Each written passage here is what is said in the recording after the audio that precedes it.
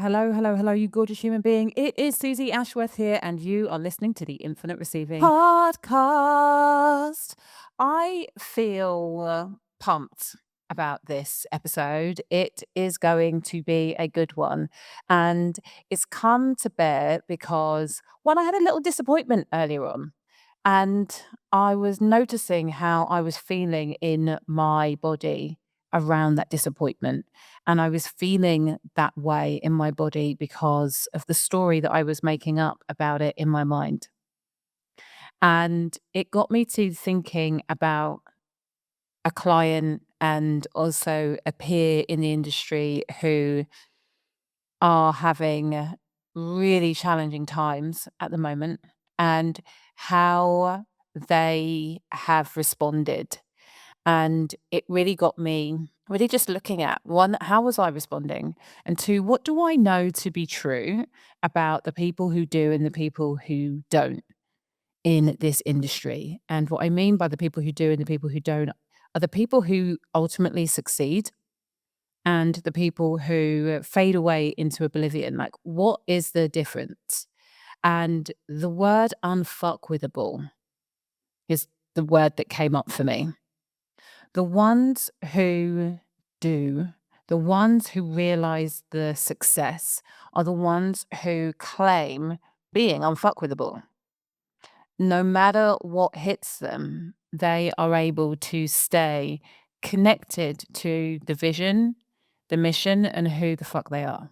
I know there's been a lot of F bombs, and we're not even 5 minutes in. This is the vibe that I am cultivating for myself. It's the like, just hit it, just do it, just give it straight. So here we are. Sorry, not sorry. So I want to talk to you about the things that you have to stop doing, first of all, if you want to be able to develop this trait.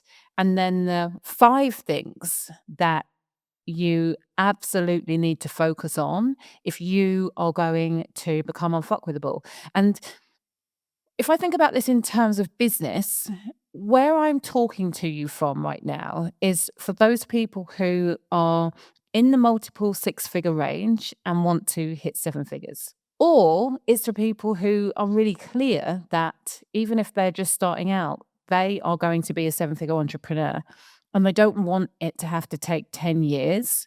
They want to be able to do it quickly. This is what you have to think about.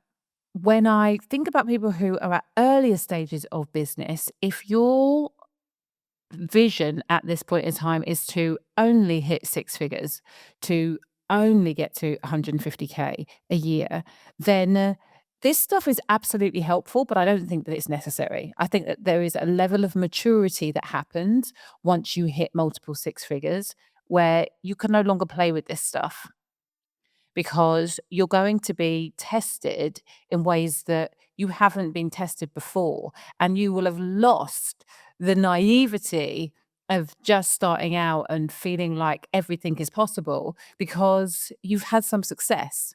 And with the success that you have had, also comes the option of failure and people seeing it. So, therefore, it makes it more challenging, almost, the longer you've been in the game and the more success you have seen. So when you are going from multiple 6 to 7 figures, this stuff isn't optional. It's a prerequisite. So what is it that you need to stop doing when it comes to being unfuckwithable? And the first thing is that you have to stop aiming for perfection. It's so interesting to me that because of Instagram, not so much Facebook, but specifically Instagram, there's this idea that everyone else knows what's going on. There's this idea that everyone else has got it sorted. Everyone else is absolutely killing it in whatever their chosen field is. And it is just little old you that hasn't got a clue about how to move into the next level, that hasn't got a clue about the latest launch strategies, or you've spent way too much time on AI and now you're confused. I want you to understand that your desire for perfection, your desire to be seen amongst the greats as their equal, and therefore your willingness to slow yourself down when it comes to idea to execution, when it comes to putting out your messaging there, when it comes to really taking a stand for the next iteration of yourself on what it is that you believe, how your thoughts have evolved over the last 12, 24, 48, however many months. You don't share because the thoughts aren't fully formed, or you're afraid of people looking down at you. You think that people are going to judge you because the people that you look to are doing it so much better, so much more successfully, so much. It's all bullshit. There's so much going on behind the scenes you have no idea about. No idea about. And so, if that's the case, if all of these other people are seeing great success actually and still have a shit show behind the curtain, are still worried about X, Y, Z, still having clients default, still not completely nailing their launch, if they're having great success and still all of these imperfections exist in their life, what the heck are you doing? You're wasting your most precious asset, which is your time, delaying the inevitable by trying to be perceived in a certain way. Just stop doing that. Stop trying to be perfect. Be willing to show up imperfectly more than you have ever done before, and understand that actually how that resonates. When you're able to show up imperfectly while sharing a valuable lesson about how a client, your potential dreamboat client, can move forward, or why they are stuck where they are stuck, that is gold. It's gold for connection, and it's gold for demonstrating your ability to be able to support your dreamboat clients move from point A to point B. So stop aiming for perfection. Number two, you've got to stop looking for outside validation. And let's be real, if you're in the coaching industry or thinking about becoming a coach, there is a part of you that feeds off of the idea of people needing you. And I hate saying that. It's only been in the last few months when working with my therapist that I realized I've built my whole entire life around people needing me. And that's been a very unconscious thing. And that goes hand in hand with the desire for outside validation. What I have seen through working now with hundreds of people, like in close proximity, and thousands of people across all of our programs, is that when you seek outside validation for internal decisions, it never sticks. You find yourself going around and around and around in circles because your desire that you're speaking to hasn't originated from you. So it doesn't land when you share it with people. It's a bit like, meh, okay, what does she say? Is she even talking? What does she want? I don't understand. It's too expensive. Whatever. You have to stop looking for other people to affirm that you are right, that you are valid, that they should want to invest with you. It's like, let all of that stuff go and decide on you being the badass that you were born to be. It's like, as I'm recording this podcast, I get to decide that this is going to be deliciously valuable for every single person who listens to it. I get to decide that. And when I decide that, the energy of which I approach recording is completely different, because I'm not waiting for you to say, yay, thumbs up, keep going, which is great because we're not live. I'm on my own here. You've got to stop needing other people to give you a pat on the back in order to stand up and get going, in order to stay up and get going. You've got to stop looking for other people to do that. 3, you have to decide that the outcome that you desire is yours no matter what. And what is really amazing about this process is that it really is as simple as making a decision. And it's the hardest thing to get people to do when they are stuck, when they are in freeze state, when they are in doubt about whether they can actually do it or not. And the frustrating thing is that the doubt about whether you can do it or not is the thing that will stop you from doing it, because you can never get into a place of receiving from the energetic standpoint of I'm not worthy, I'm not deserving, it's too much. There will always be something wrong with it. There will always be a justifiable reason for you to not go ahead with it. So you have to decide that irrespective of the time frame, the thing that you want is the thing that you want. And the thing that you want is the thing that you're going to get. And so it is.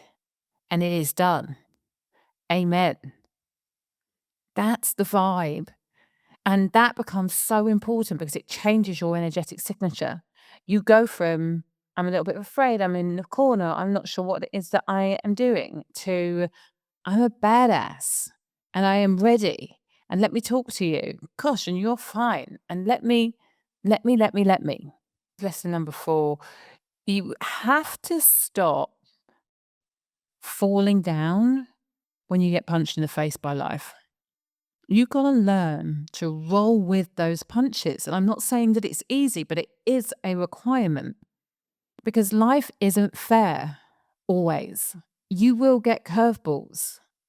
And when you get a curveball, you have to be able to pick yourself up and dust yourself off. It is not optional. And with those punches, the invitation is for you to really learn your lessons. And what I mean by that is to take the lessons that you are being presented with seriously, but not personally, because it really, in essence, it has nothing to do with you. What someone else thinks of you is nothing else to do with you. It's everything to do with them. If somebody sees negativity about themselves, it doesn't make it true unless they already feel that there is some validity in there. And even in cases like that, I would still say take the lesson seriously, but don't take it personally.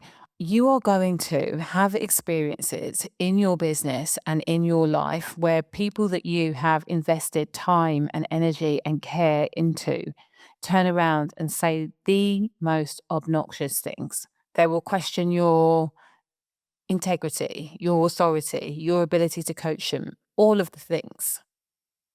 And your job is to love your job anyway.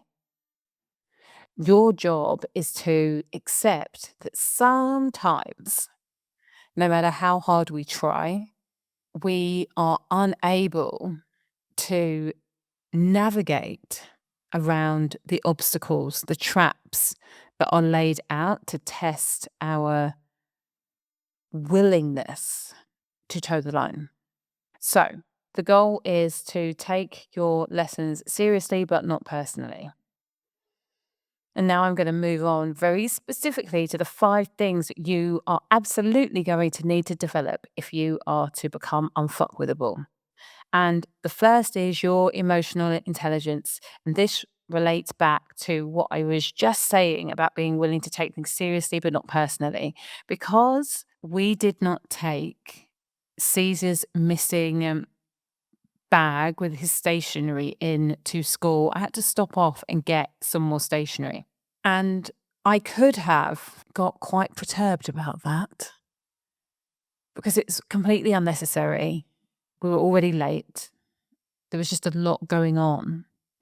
And instead of losing my rag, what I actually said was, yes, okay. That is about emotional intelligence, yes. Understanding boundaries, yes.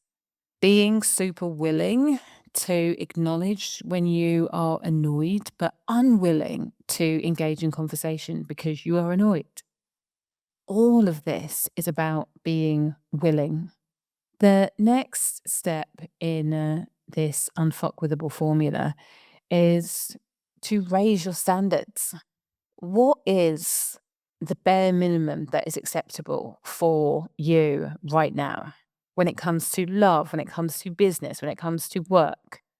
I want you to Really tune in, like, what is the bare minimum? And then I want you to look at how far above, on, or below are you operating at your bare minimum. I think that it will be surprising because I think that it will be really low. So if it is really low, the question that you have to ask yourself is, what's the new standard that I'm willing to set for myself that will enable me to elevate and expand my impact when it comes to my work, when it comes to my job, when it comes to my relationships? This is the new standard. So a new standard might be, I only consume social media when I'm standing up. A new standard might be, I only put dinner on for my son when he messages me before 7 o'clock. A new standard might be, never pay for drinks on a second date. And what is interesting about all of those things is that for some people, they'll feel like absolutely outlandish. Like, who are you? Who are you? And for others of you, it's like, that's already my bare minimum. And for those of you who are, that's already my bare minimum, what takes you up 5 points? What does your world look like when you go for singing lessons? When you have tap dancing? Your job is to make sure that you are operating in alignment with your goals. End of. Alongside standards, you have to create new boundaries. So important when you are going up into that next financial bracket. How available are you? And there's been so many interesting debates about this over the years. You know, it's a very common bro marketer approach to be like, you need to get yourself out of your business. And therefore, I'm going to take your shoes, and this person will take your tie. And you start being given a new mask to wear. When it comes to this next level, you're going to have to say no more. You're going to have to let people know what it is that you are available for and what you are not available for. And before you let people know what that is, you have to answer that question. What are you available for? And once you know the answer, you then get to choose, move in the direction of the answer that you have given, irrespective of the lack of perfection I know that you are experiencing. Number 4, which is probably number 1, is you have to have a North Star. Like, where are you going? Why are you doing this? Why is it important to you? The more you can drill down into this, both from a personal level and a global level, that will give you the fire that you need. That will fuel you in creating something quite extraordinary with us. And the final piece, when it comes to being unfuckwithable, is stretching your capacity. Now, what I mean by that is the refusal to stop when you feel uncomfortable. You are a mother trucking boss. You have gone through hard things in your life. You have developed a huge amount of resilience. So, next time it feels uncomfortable and you are looking to retreat, that is when you lean in. That is when you ask yourself, if I wasn't afraid, what would I choose to me? If I wasn't afraid, what would I hold? This is where your power lies, in the increase in your capacity. And as you do that more and more and more, you can't help but be unfuckwithable, irrespective of what is going on around you. So, with that being said, I hope that you have enjoyed this episode. Please do me a favor. Share this with somebody that you love, tag a friend, hit me up on Instagram. And in the meantime, please remember that faith plus action equals miracles.